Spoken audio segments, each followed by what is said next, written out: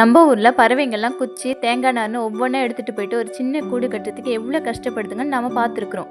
ஆனா இந்த social viewer பறவைங்க எல்லாம் கூட்டமா ஒன்று சேர்ந்து மரத்துல ஒரு பெரிய அப்பார்ட்மெண்ட்டே கட்டும். அந்த கூட்டுக்குள்ள ஒரே நேரத்துல 500 பறவைகள் தங்குற மாதிரி தனித்தனி அறைகள் இருக்கிற மாதிரி இருக்கும். இந்த கூட்டோட ஸ்பெஷாலிட்டியே அதோட தெர்மாகுலேஷன் தான். வெளியே வெயில் 45 டிகிரி கொளுத்தினாலும் உள்ள 20 டிகிரி குளிர்ச்சியா இருக்கும். இந்த கூட்டுக்குள்ள ஒரு பெரிய ஹைராக்கியே இருக்கு. நம்ம ஊர் அபார்ட்மெண்ட்ல பென்த் ஹவுஸ் இருக்கிற மாதிரி இந்த கூட்டுக்குள்ளேயும் ஒரு பிரைம் லொகேஷன் இருக்கு. அதுதான் அந்த கூட்டோட சென்டர் பகுதி. கூட்டோட மெயின் பறவைகளான வயதான பறவைகளை தவிர வேற எந்த பறவைகளுக்கும் இந்த சென்டர் பகுதியில இடம் கிடையாது. இந்த கூடு ஒரு டைம் மிஷின் மாதிரி. ஒரு தடவை கட்டினா அதோட அடுத்தடுத்த தலைமுறைகள் வாழ்ற மாதிரி 100 வருஷத்துக்கு மேல அப்படியே இருக்கும். பாதுகாப்புன்னு வந்துட்டா இதுங்க வேற லெவல் பிளான் வச்சிருக்கும்.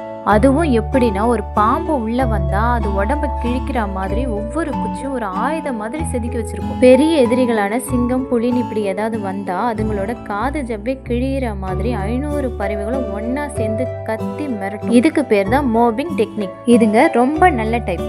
அதனாலதான் ஆந்த பருந்துன்னு மற்ற பறவைகளுக்கும் இந்த கூட்டுல வாழ்றதுக்கு இடம் கொடுக்கும். இந்த கூட்டை பார்க்கும்போது பரம்பரையா ஒரே அடுக்குமாடி குடியிருப்புல குடியிருக்கிற ஒரு கூட்டு குடும்பம் மாதிரி இருக்கும். இயற்கையோட ஆச்சரியம் இது. உங்களுக்கும் இந்த மாதிரி ஈகோ ஃப்ரெண்ட்லியோட வீட்டுல வாழணும் ஆசையா இருக்கா? கமெண்ட்ல சொல்லுங்க.